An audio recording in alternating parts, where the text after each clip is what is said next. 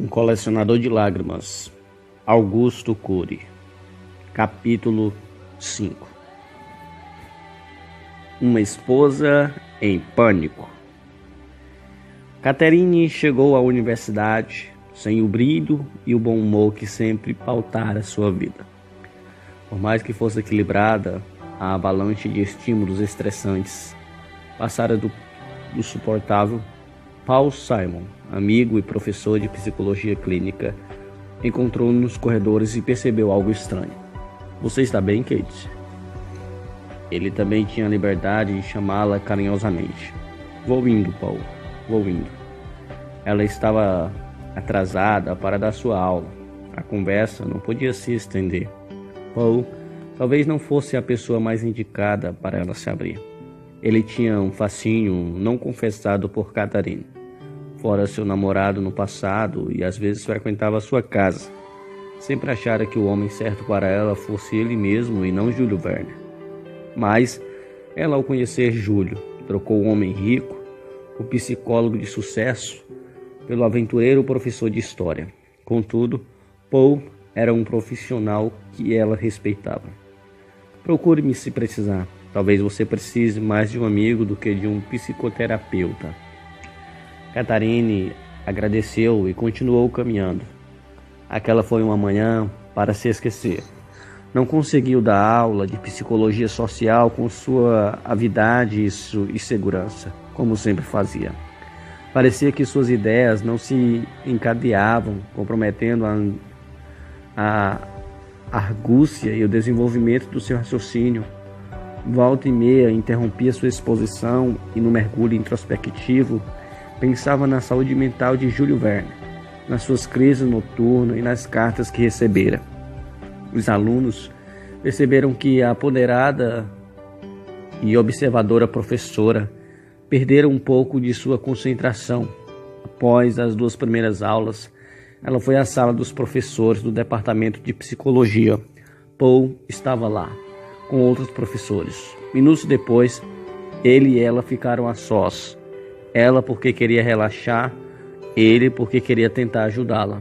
Júlio Verne, embora considerasse Paul culto, sempre o achou um tanto precipitado e radical em seus diagnósticos. Este percebera que Catherine continuava ansiosa.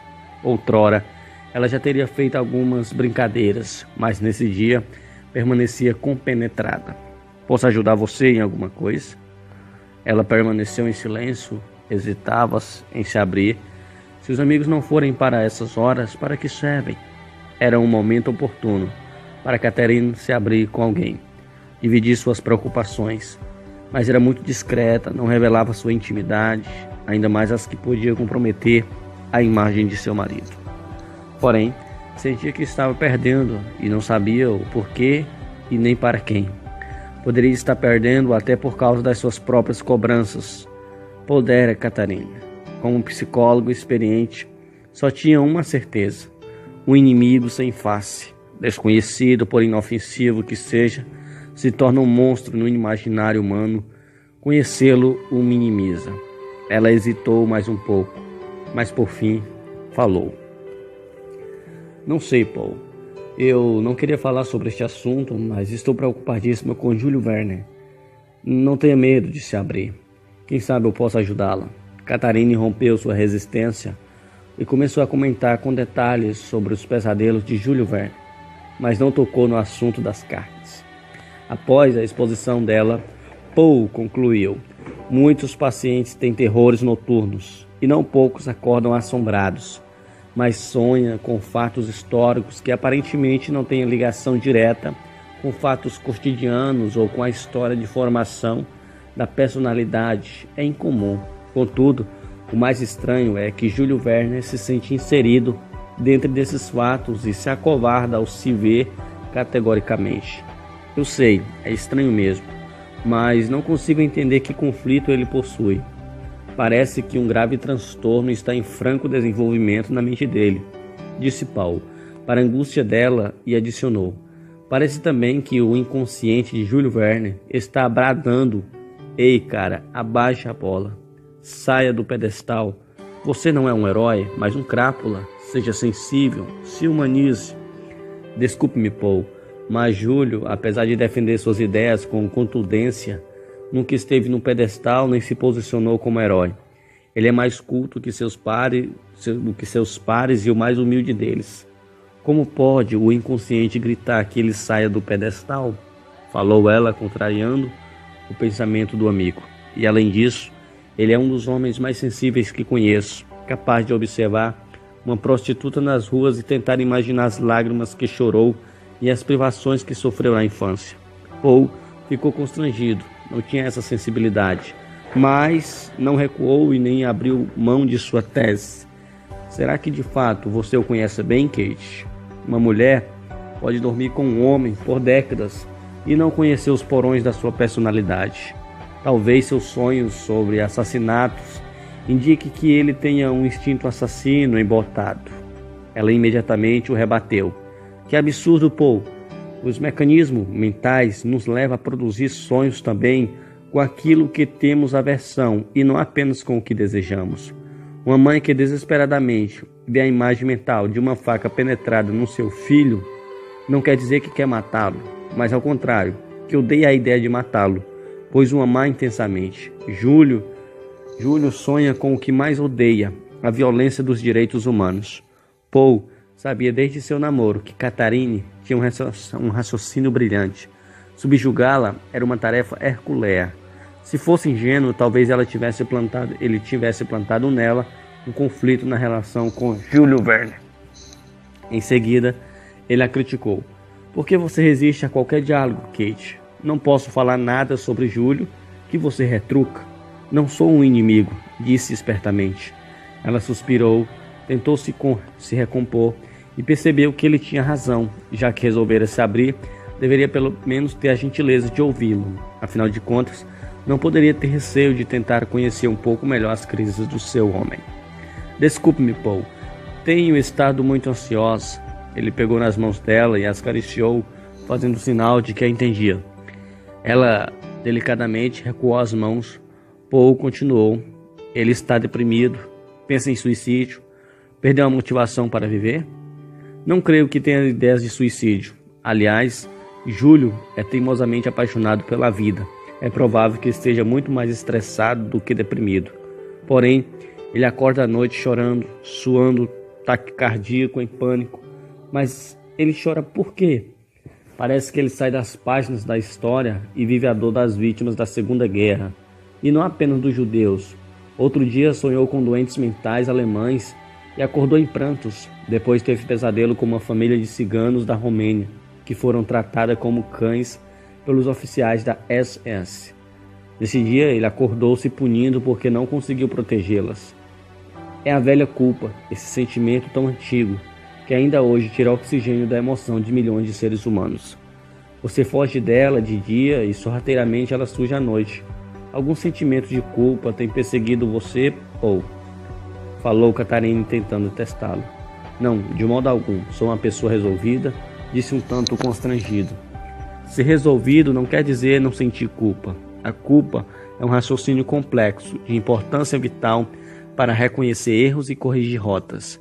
Se for bem trabalhada, é uma brilhante ferramenta para desenvolver a maturidade.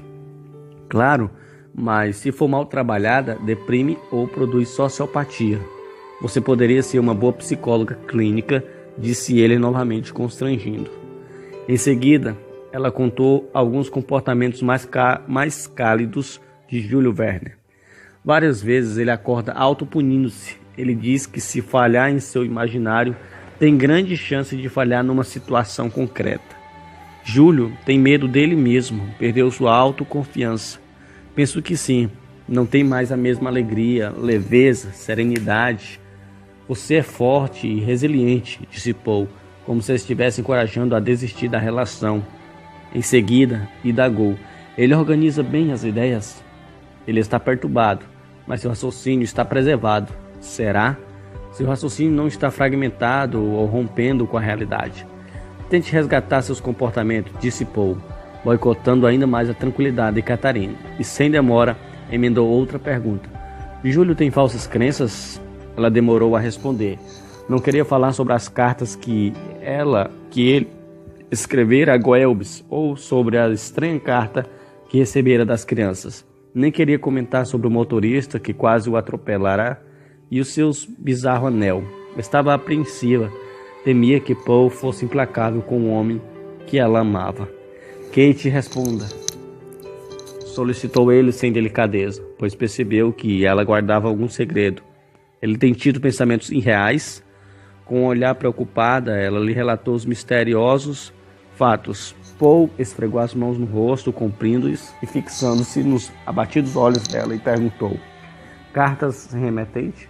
Carta dirigida a um personagem do passado? Quem foi o Goelbs mesmo? Perguntou ele, refletindo seu péssimo conhecimento sobre história. Ministro da propaganda nazista? Não sabe. Paul desta vez foi ferino. Sinto muito, Kate, mas você tem um psicótico dentro de casa.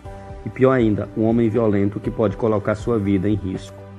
Não é possível, falou ela, abaladíssima. Já lhe disse, Júlio Verne é dócil, mas gentil, e eu e você juntos, apenas aparentemente.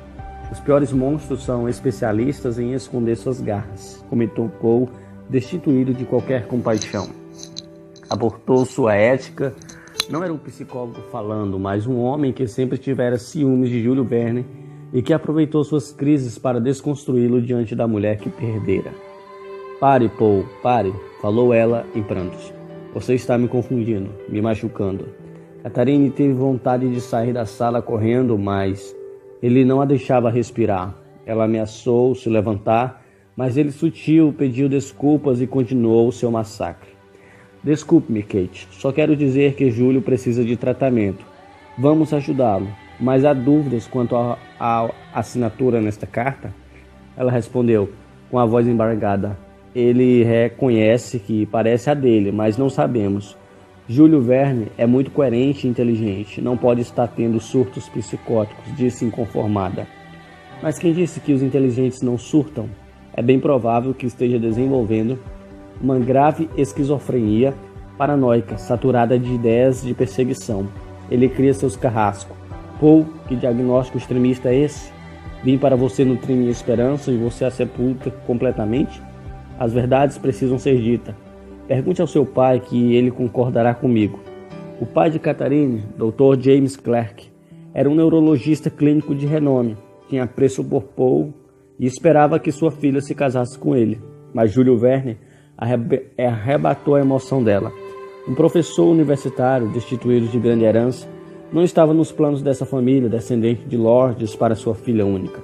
O Dr. James era uma pessoa ponderada, justa. Não aceitou confortavelmente a troca, mas respeitou a decisão da filha. Por fim, o neurologista passou a admirar o professor. Ellen, sua esposa, demorou 2 anos para construir uma relação suportável com Júlio Verne. Mas meu pai é neurologista e não psiquiatra, porém é um homem experiente. Dê às costas as verdades que elas sepultaram sua saúde mental. Verdades. Indagou ela de pé, irada. Ela que nunca fora servil, ao contrário, sempre falava o que pensava. A verdade é que você sempre teve ciúme de Júlio Verne. A verdade é que ele sempre achou que você vive sob o peso da indústria do diagnóstico. A verdade é que você confina complexos seres humanos em rótulos preconceituosos. A verdade é que sou tola em ter me aberto com você. Mas antes de ela começar a caminhar, ele mais uma vez foi cruel. Seu descontrole, Kate, é um sinal claro de que você pensa como eu, mas resiste em aceitar a dura realidade. Esse homem está doente e vai adoecer você cada vez mais. Ela novamente lhe retrucou. Júlio tem um transtorno emocional e não psicótico. Ele pode estar abalado, mas não perdeu os parâmetros da realidade. Ele bateu na mesa e enfrentou com agressividade. Você arrastará um relacionamento infeliz. Depois abaixou o tom e disse, pense numa válvula de escape, conte comigo. E tentou colocar as mãos nos ombros dela, o que ela recusou veementemente.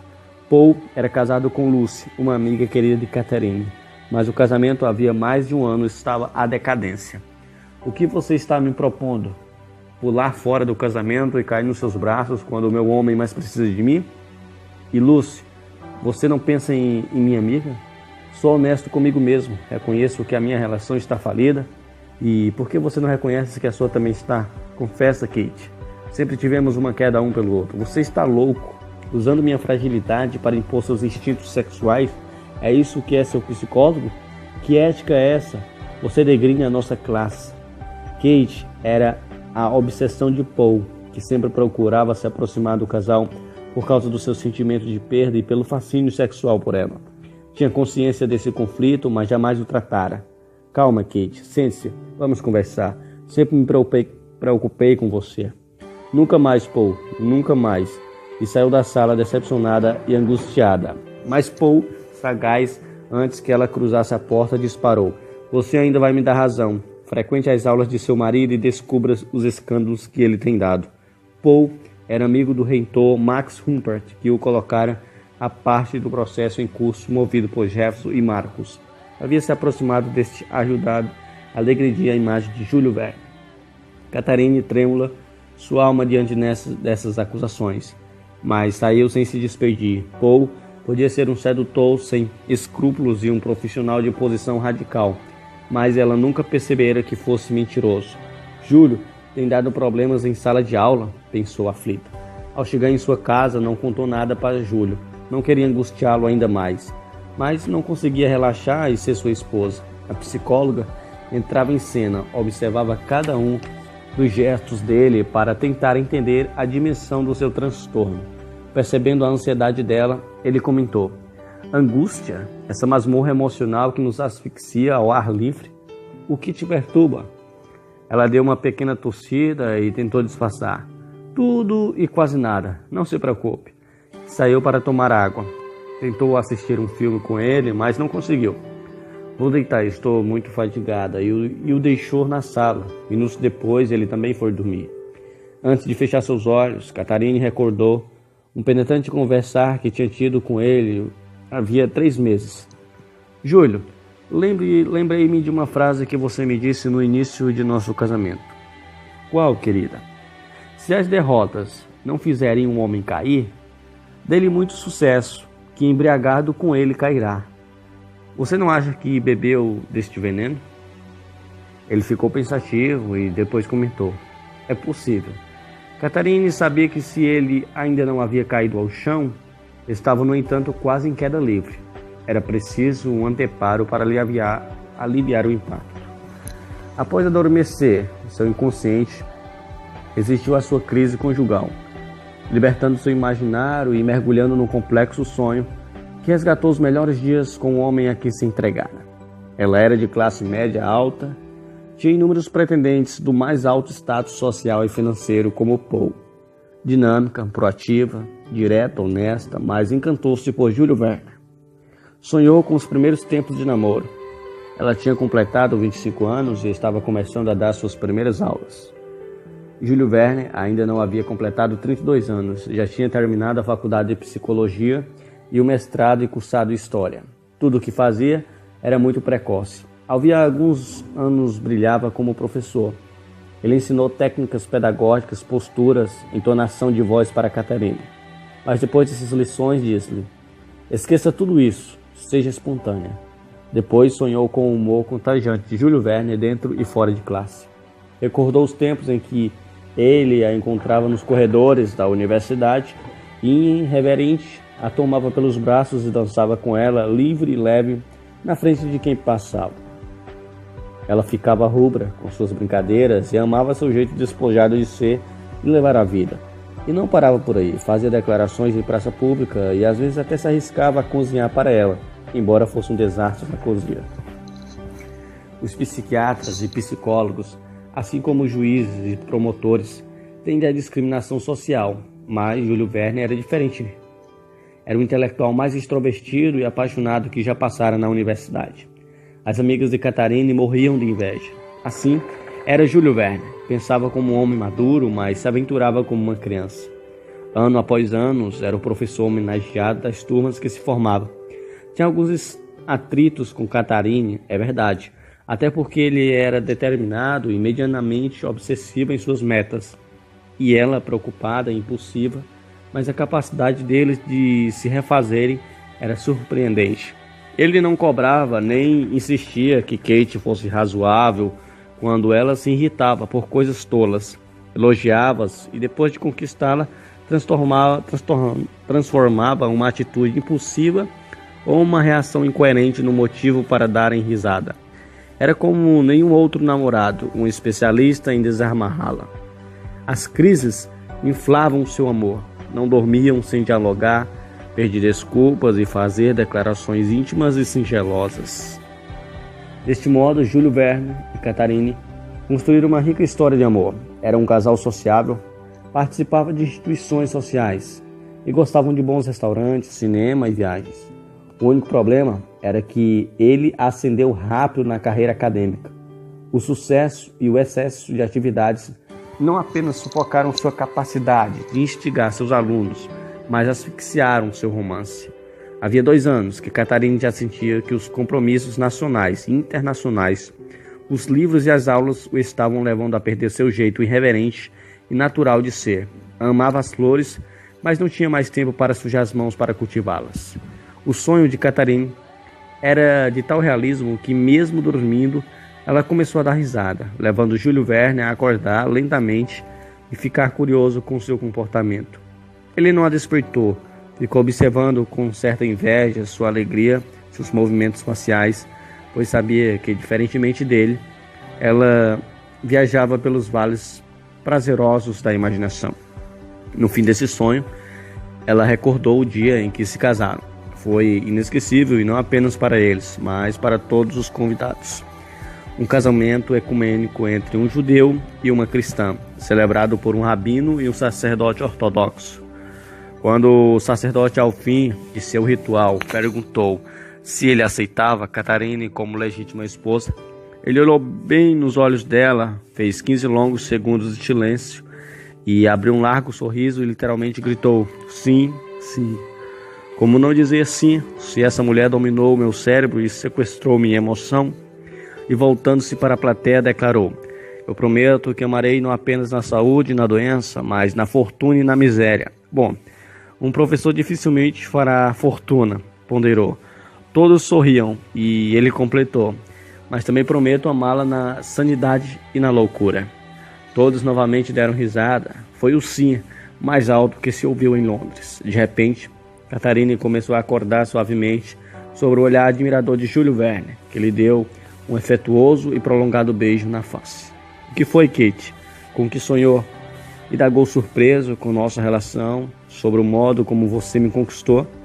E foi tão bom, disse-o beijando, lembrou-me do nosso casamento e de seu sim e das suas últimas palavras inapropriadas para um psicólogo, mas apropriadas para um apaixonado, declarou ele. E, recordando-as, declamou em voz alta para ele: mulher, está disposta a me amar na sanidade e na loucura? Era um grande desafio amar um homem em crise, mas ainda que estivesse abalada, ela realmente o amava. Atirou-lhes o travesseiro no rosto, pulou em cima dele e lhe disse: sim, seu maluco. Mas não exagere em suas doidices. Deixaram as interrogações para trás e se amaram intensamente. Debaixo do lençol, segredando os sentimentos íntimos, resgataram os melhores momentos de sua história. O casal afetivo precisava se reinventar. Era a única maneira de superar o caos que ambos atravessaram e conseguir sobreviver.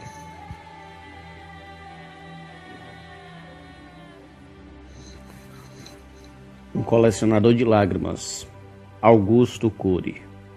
Capítulo 5. Uma esposa